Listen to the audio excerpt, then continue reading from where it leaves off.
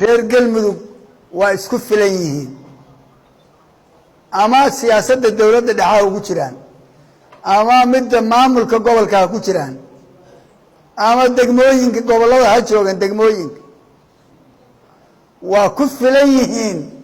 inay dantooda intay isku yimaadaan siday shalaba u tashadeen hadday wax ka qalloocan yihiin iyagu inay saxdaan laakiin waxay u baahan tahay in la isugu kaadiyo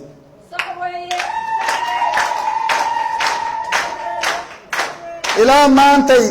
annaga waxaan u naqaan madaxweynaha dowlad goboleedka galmudug axmed ducaale xaaf aan u naqaan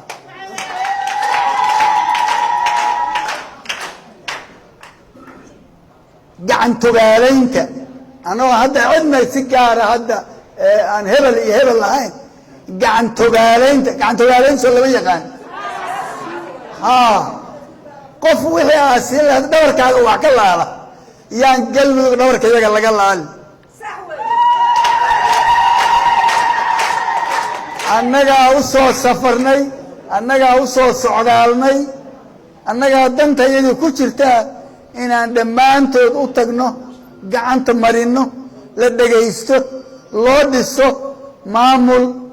ay kalsooni ay ku qabaan hadday wax qalloocdeen meeshii laga toosin laha waa halkan marka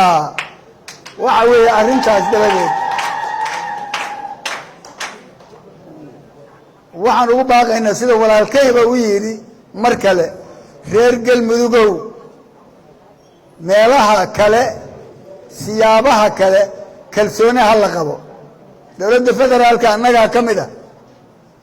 annaguna ku tali mayno dhibaato dhexdooda inaan ka shaqayno ilaa baan ka magan galnay hadday wax ka qaldan yihiin markaan aragno waa la toosinayaa ma ahan in la isku daynayo haddii cidi wax qalado ma ahan in la iska daynayo in laga indho qarsanayo ma ahan